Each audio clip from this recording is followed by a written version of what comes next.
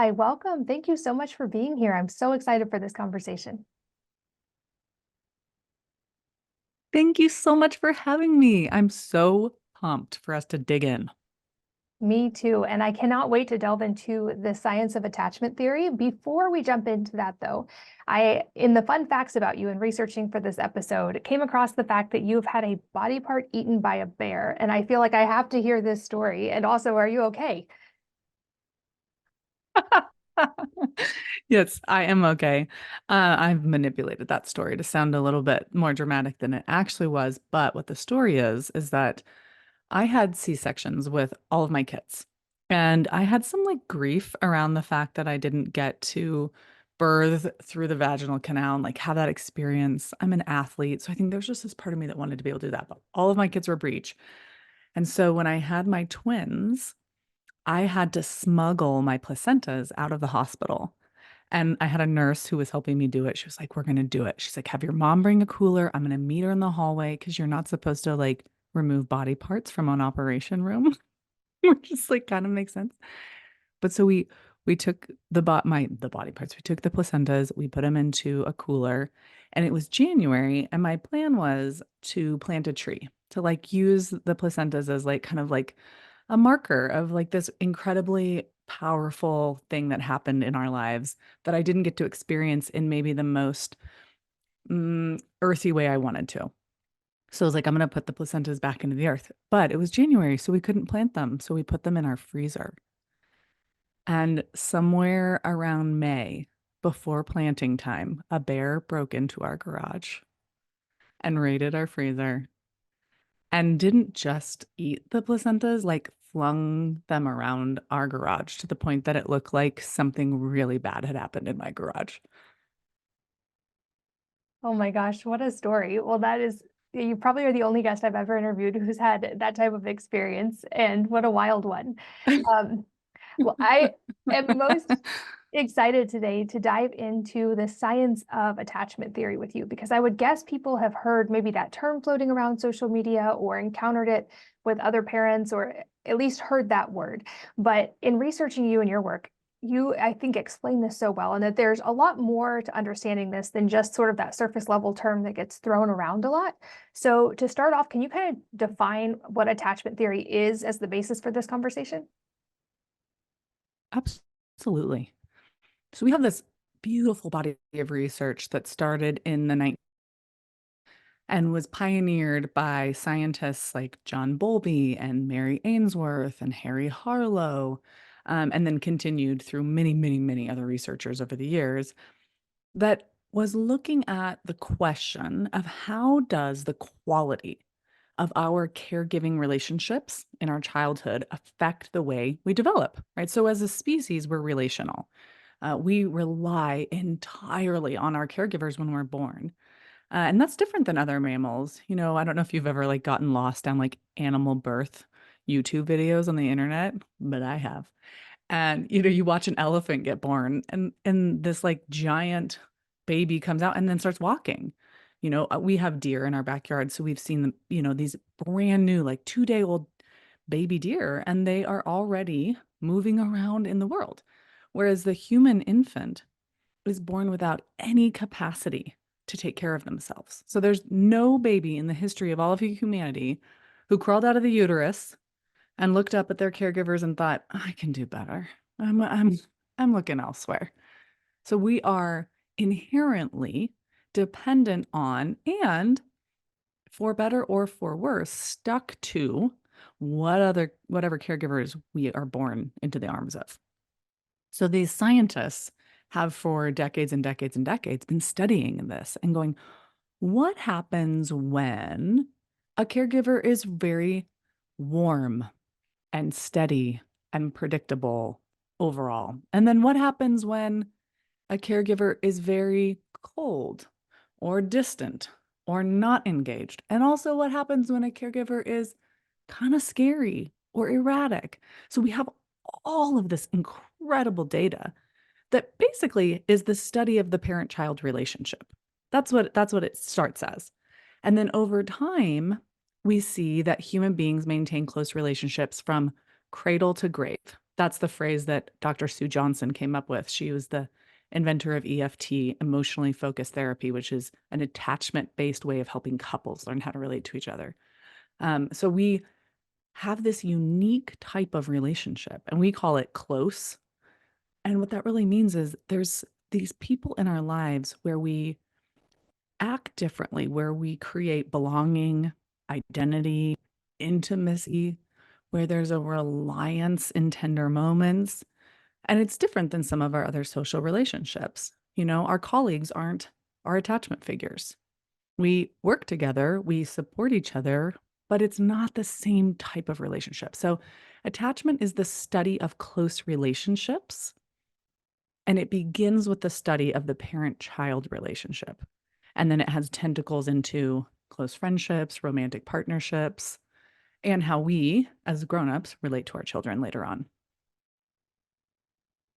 That makes sense. And as you were explaining that, I was thinking I can see how there could potentially be parallels between our relationship with our caregivers in childhood and the way we learn that attachment, and then how that shows up in like romantic relationships and life partnerships later on in life, which I would love to delve into. But I also hear the term attachment parenting related to, I think it's the William Sears kind of theory of attachment parenting. So can you Mhm. kind of compare, contrast, are there similarities to that? I would guess some people have come across that. Is that the same thing we're talking about, or are there differences? Mm. Thank you so much for asking that question because I think that's created a lot of confusion for a lot of people. So, Dr. William Sears has his own separate ideology and uses the word attachment to describe that ideology, but it's not necessarily drawn from the same scientific data that I rely on and I trust. It's mostly drawn from his observations in his clinic. So, we would call that anecdotal information. So, it's information, but I wouldn't say it is as deep and wide and evaluated as the data that we have in what we would consider attachment theory research or attachment science. His recommendations are not harmful to attachment. He recommends breastfeeding, he recommends bed sharing, he recommends baby wearing. All of those can be great choices for mamas who have that ability. But that is not what we find to be the indicator of healthy attachment. It is far more about the state of mind of the caregiver and the relational patterns. So, attachment science says if you want your child to be securely attached with you, you have to learn how to emotionally attune and emotionally regulate yourself and be responsive and warm. It's far more about the relational characteristics. Whereas attachment parenting, Dr. William Sears says, if you want to give your child a positive attachment bond, wear them around you, keep them in your bed, and make sure you breastfeed. And the piece where that becomes problematic to me is not everybody has the luxury of breastfeeding, right? And not everybody can safely bed share without having tremendous amounts of anxiety. And there are risks related to it. It can be safe. It also can be unsafe. You have to really do some evaluating around your particular nervous system, body, habits, that kind of stuff. Is probably the one where I'm like, yeah, wear your baby around, create some of that proximity. Honestly, for me, that's part of how I survive motherhood. Like, strap you on, and then we can get some groceries. We can go on a hike. We can do, it helps keep you regulated. It also helps keep me got stuff to do. I don't have the life where I can just simply only attend to my child. I wasn't born into that life. I got other stuff, like most moms. Yeah, same, especially for me, once there was more than one child. And when I had, I think at one point, 4 kids that were like 3 and under, like it was impossible to not wear a baby at some point just for pure logistics. And thankfully, I also enjoyed that and loved having the baby close. But I agree with your point and caution against anytime there's a parenting philosophy that's presented as the only option and that you're failing as a parent if you're not doing it exactly that way. I think that's at least like worth questioning at that point. Yes. I've also read though that especially when children are very Absolutely. young, they are kind of constantly co-regulating, like their nervous system is actually dependent on their caregiver's nervous system state, and that they're sort of learning nervous system regulation and co-regulation through that interaction with their caregivers.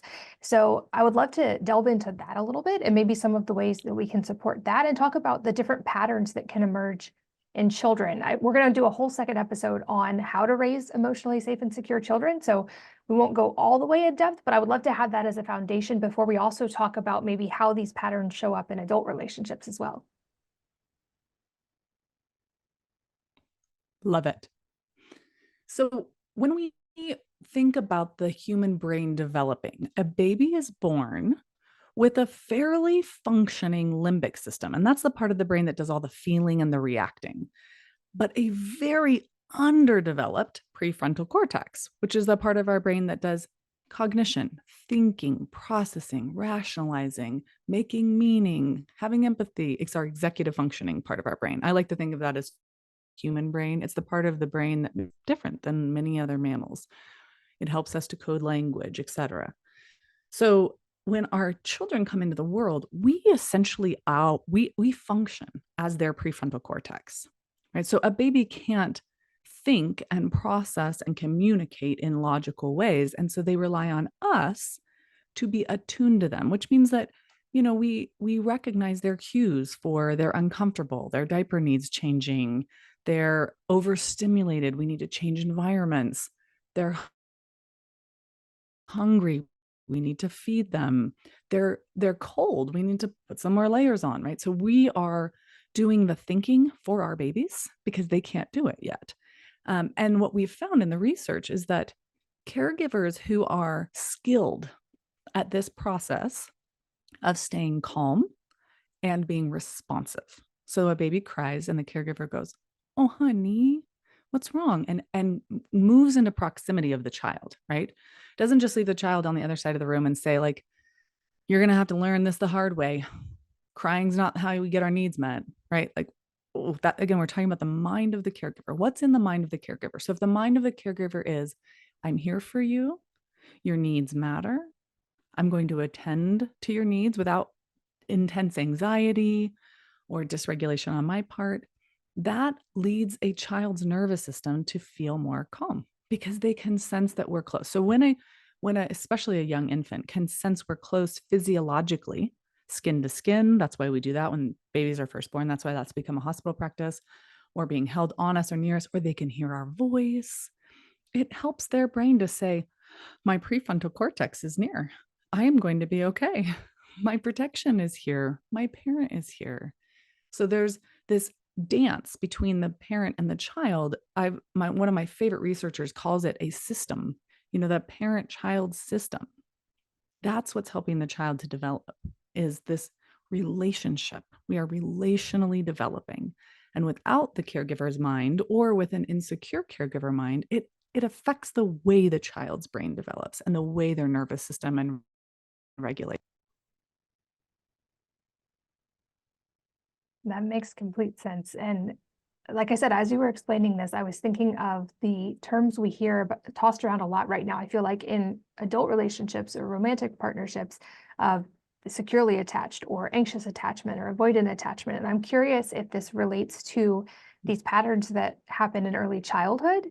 And if so, what we can do as adults to become aware of our own patterns and to repattern if that's helpful, or to help forge stronger both adult relationships and relationships with our own children. Yes, it is absolutely correlated. So the way I think of it is our early relationship experiences are like programs. They're programming our brains for what we anticipate about the world in response, especially to our tender needs. So if I'm sad and my caregiver poo-poos my sadness, "You're fine. Don't be like that. Get over it." There's a program that gets installed in my brain if that's the pattern.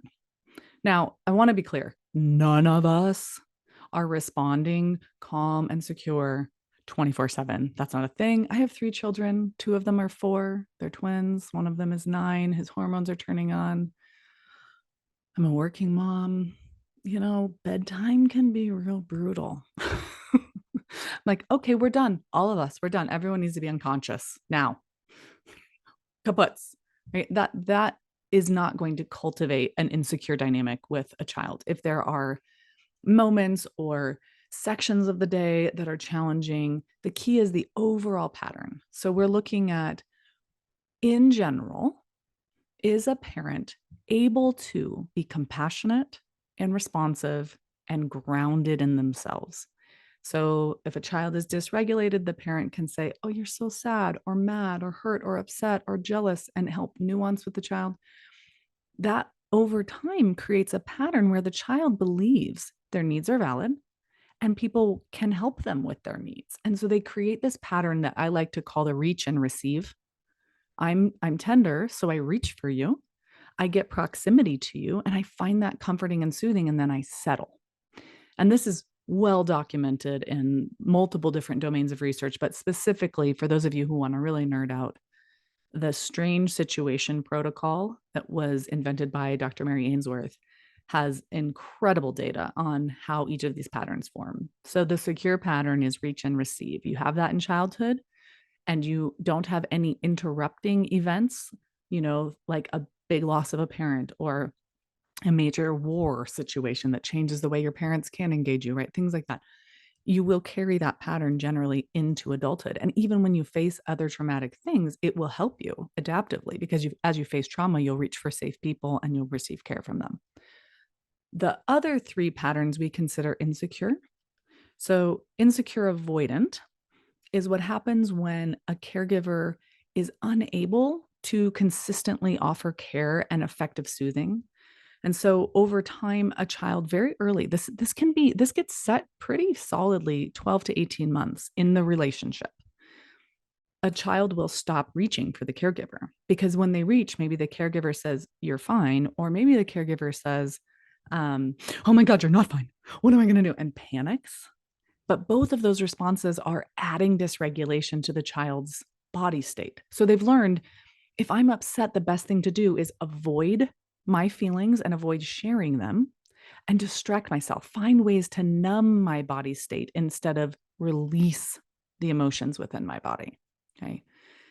The second insecure pattern we call resistant or ambivalent in the developmental research. And this is what happens when kiddos have caregivers who are occasionally able to be responsive and soothing, but not so much so that a pattern is established. So what happens is that a child then gets very clingy and hypervigilant. They know that somewhere in there's this experience where they can feel safe and secure, but they don't know how to find it and they don't know why it goes away sometimes. And so rather than reaching and receiving like the secure child, they do a real cling and they never soothe. So there's a lot of preoccupation with their caregiver, but not a lot of rest. They don't actually feel secure in the presence of their caregiver, but they also don't have a way to cope with the absence of their caregiver. Whereas the avoidant child has learned how to cope with the absence. And their coping skill is don't show your feelings. They still have the feelings. They just implode them instead of sharing them outwardly. And then the last insecure category, this one, like I can't talk about it without just feeling heartbreak. This is the children who grew up in homes with caregivers who are frightening. They have frightening state of minds. So that might be that they have an abusive mentality that they inherited from their caregivers or their traumas, or it might be that they are on methamphetamines or heroin, drugs that create extremely erratic behavior and serious addiction, or they're schizophrenic, undiagnosed, untreated, something like that, something severe. So these little munchkins in their relationship with their caregiver, they're stuck between the instinct to run to a caregiver when they're in distress and the experience that they're running towards a grizzly bear. Right? That's the option of support is someone who feels scary. So this we consider disorganized. All of those other three categories, secure, avoidant, resistant, all of those kids have strategies that they've figured out to deal with this particular caregiver dynamic. Whereas a child who is exhibiting disorganization has no real way to cope because there's no relationship to cope with. There's threat all around them. There's threat from the caregiver, threat from the world. So they enter into more of a shutdown, blow up response to their distress. They have a traumatic fight, flight, freeze, faint, fawn, as opposed to a coping strategy. They have a trauma response to their own distress. And what I want to tell everyone though is we all have multiple caregivers, not all, most of us. It's very rare that someone says there was only one person who ever took care of me. Usually there are daycare providers or aunts or uncles or grandmas and grandpas or multiple parents. And so this idea that we are just one pattern is not true. And that's a little bit confusing because there is a set of data, it's a different body of data that talks about styles.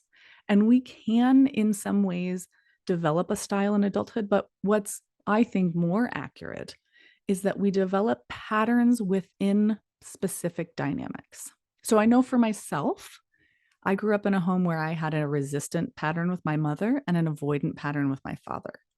And in my romantic journey and relationships, I was with people who triggered my avoidance. I was also with people who triggered my preoccupation and my anxiety. So it depends on the dynamic. I do think some folks have such severe experiences in childhood that they do have the same pattern. But most of us, our pattern tweaks a little bit based on the other person's pattern.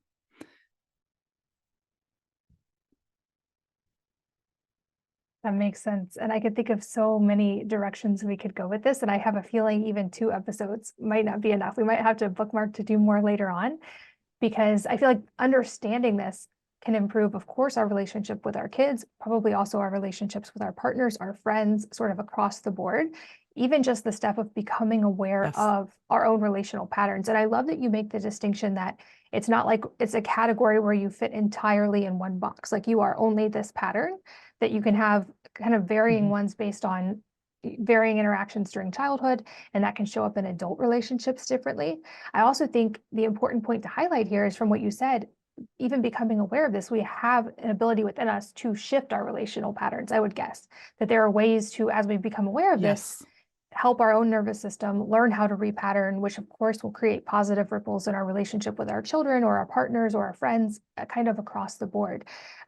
So for this episode, before we switch to the next episode, talking entirely about the children's side, any strategies for adults of becoming aware of our own patterns and potentially, like, especially the downsides of particular patterns we may have, and moving more toward a secure relational pattern with everyone in our life?